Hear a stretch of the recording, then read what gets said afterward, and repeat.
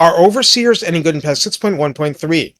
One of you asked me to address this specifically, and while I plan to go through Lords and Heroes in general as I generally raise my output, the Overseer is relatively simple with a bunch of mods. So let's go over that and what they can do for you aside from running your convoys. Demon Smiths are great, but it's not the only way since they come in hero flavors too.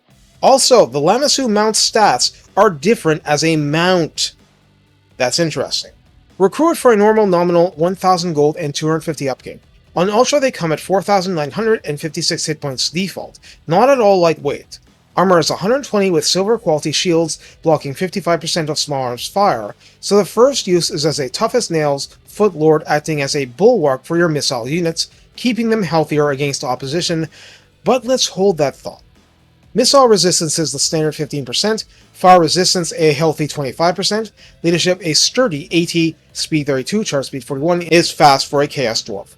Hey, it's true. Melee attack begins at 55, with an attack interval of 4, not that shabby, splash target size of medium, regular knights on down, and max target splash of 4 is relatively tight and narrow. Melee defense 55 is good too, but it's also not broken levels. Weapon strength for 130 is split base 260 and armor piercing 170, not a shabby split, but still base heavy. Overall value is pretty high though. Charge bonus is 30 and mass is 1100. Aside from Contempt and Hide in Forest, the Overseer has Expert Charge Defense, and this will erase the charge bonus of infantry and monsters alike, so expect Mammoths to toss Overseers, but the Overseers will take no damage. It's still inconvenient for blocking for your missile troops. On a Great Taurus, health rises to 6,676 default, armor 60, missile resistance stays 15%, fire resistance rises to 35%. Speed 80 and charge speed 93, those figures are for flight. Melee attack starts at 46 and is flaming attack, that's the default monster value. Attack interval 3.8, splash equal size large, max target struck 5. Melee defense comes at 28, and by now you may be noticing we're basically seeing a 1-to-1 clone of the Great Taurus stats. Weapon strength 450 is now split base 130 and armor piercing 320, and that's amazing. Charge bonus is 80 and mass is 2000. Fear and Terror arrive with Blazing Body and being a siege attacker. The Lamassu variant plays the same trick, 6,056 health, armor 60 rather than 45. It must be said, and no, neither mount uses shields. Missile resist 15% base, but spell resistance 25% will fend off Spirit Leech a little. Fire resistance 25% will do double duty against fireball spells. Speed 85, charge speed 95, but something strange has happened. Melee attack begins at 54, not 36, and is magical attack like the monster. Attack interval is the inherently vicious 3.6 seconds, max target size large, and max target splash 5 again. Melee defense starts at 34, actually lower than the unit version. Weapon strength for 150 is now split, base 270 and armor piercing 180, charge bonus 80 and mass 2000. We once again have Fear and Terror, Siege Attacker, Flight obviously, the 2 Bound Shadow spells, Enfeebling Foe and the Withering, and Sorceress Miasma, taking away not just magical attack, but inflicting silenced within 20 meters if you're an enemy.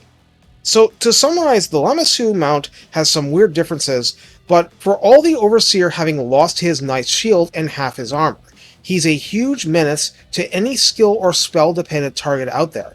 But of course, low to mid armored targets are much preferred. If you want him to go toe-to-toe with a steam tank, there's no doubt the Taurus is better for locking horns with it. Now, the Convoy Master Overseers have a dedicated separate skill tree, or at least dedicated separate blue line boosts, but that's very specific. Let me cover the general blue line buffs here.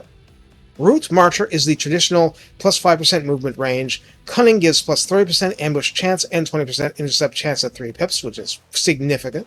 Logistician is plus 6% casualty replenishment and minus 30% to all attrition, which is very nice. Ruthless Disciplinarian is plus 3 control and plus 2 chaos undivided corruption. Tyrant is post-battle income and laborers plus 15% at 3. Iron-Willed is minus 1 turn recovery time unless I'm dead, and if alive, plus 30% Lord Health replenishment, which is great and awesome. Lightning Strike is the same for all factions. Alert is 20% less chance of being caught, when in tunneling stance, and plus 30% ambush defense chance. The spoilers is plus 15% to income from looting or sacking. Serve or Die is a minus 15% recruitment cost and plus 2 recruit rank for all units in that army, which is a big deal really. And Unbridled Cruelty as minus 10% upkeep, plus 5% campaign movement, plus 4% casualty replenishment, and plus 1 Chaos Undivided Corruption. So that's kind of laying it on thick for a blue line lifer. In the yellow line, Survivalist kicks it off with 5% extra health. Blade Master gives plus 12 melee attack at 2 pips, Hard to Hit gives plus 12 melee defense at 2, Expeditious Endeavor is plus 15% at 2, mainly relevant for the Mounted Lords.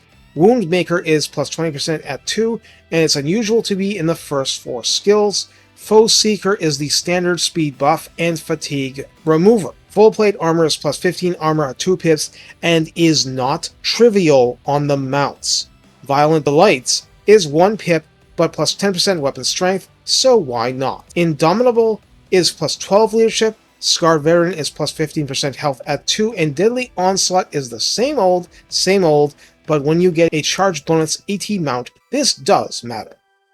I'll mention the red line insofar as it's a very normal rally in the middle for a leadership buff, and Stand or Die at the end is just renamed Stand Your Ground, offering leadership and melee defense. Keep this in mind, you're not playing greenskins. That buff is a huge help to your squishier units, and that would be things like Grey Taurus monsters, Bull Centaurs, Hobgoblins of all types, and so on.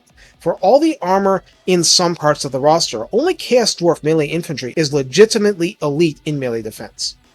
In the top line, there's a missile resist 10% and a spell resistance 10%, but the highlight is Unyielding Command, granting leadership plus 5 and plus 20% leadership size aura, so that's plus 13 leadership with the first red line skill pip before traits, and of course the increased size. That's pretty good for keeping the Hobgoblins in line, since you have Contempt within that radius too. The last stuff can be picked right out of the gate at rank 2 and up, but you can only select from 3 pairs of 2. You cannot mix and match, you have to commit. Door number 1 gives Sorcerer's Thrall for casualty replenishment plus 5% and spell resistance 20% for the entire army. Dark Pact gives the Overseer plus 5% more hit points and gives him minus 2 wound recovery time, unless he's dead obviously. Door number 2 is Adjutant. Upkeep minus 5% and recruitment cost minus 15% for that army, which is pretty forceful in a faction with all those steep recruit costs. Armorer grants plus 20 armor to Chaos Dwarf infantry from Warriors to Infernal Ironsworn, and ammunition plus 10% for the entire army, even the Hobgoblins. Door number 3 is Brutal Disciplinarian, campaign movement range, and added plus 5%, and post-battle loot and laborers plus 10%. This stacks with the blue line skills. Harsh Master kicks in minus 15% upkeep for laborers and all Hobgoblin units, and plus 6 leadership for the same. So how do you use the Overseer? Completely setting aside this is a blank slate for traits and items. The Overseer is there to save you money, get your units back into fighting shape ASAP, put in a good, strong effort in combat, and keep leadership up in battle. The hidden use is as the ideal head of a Gordu's Backstabber Doomy stack to knock your costs even lower. Even short of that, you might want that kind of Overseer to slap your lesser races in line and save you money. That's great because not bringing magic is really tough. On the other hand, the Overseer is a well-rounded combatant and can be used aggressively if it is in concert with your army. If I'm to use a sports metaphor, the Overseer is probably best used as a mix of soccer or non-American football, goalie and head coach rolled into one. He's roving around giving encouragement to the team and frustrating the enemy's efforts to get to your goal, your artillery and missile units. He's not there to grandstand, he's there to organize. He's buying time for the team to bail itself out of a jam. As a practical matter, you are acutely dependent on hero demonsmiths to get your magical needs filled, and they are your lifeline. Short of that, just like you are what you eat, your army is what units it brings to the fight. You're making more money? You're saving more money? Great! Now use it to get important stuff. You're not reducing Hobgoblin upkeep so you can win with Hobgoblins alone. You're reducing Hobgoblin upkeep so you can afford those fancy missile launchers. Just as the Overseer cannot bring his own magic, he also cannot bring his own ranged. He needs your help for that. For everything else, sheer stubbornness will get him quite far. You have to make real value judgments if you want to risk one in the levels before 20 in the skies, and that might be enemy dependent. But at low levels, when you have no choice anyway, make full use of the regular dwarf style armor and shield and face tank for your army. Why? Because you don't see anyone else who can do it as well, now do you? The mounts have their place and are an overall increase in power, but there's a huge gap between the options. So if you really don't see an upside, don't be afraid to keep your lord ground bound. Take care and have fun smacking the army into line. That's your job and someone's gonna do it.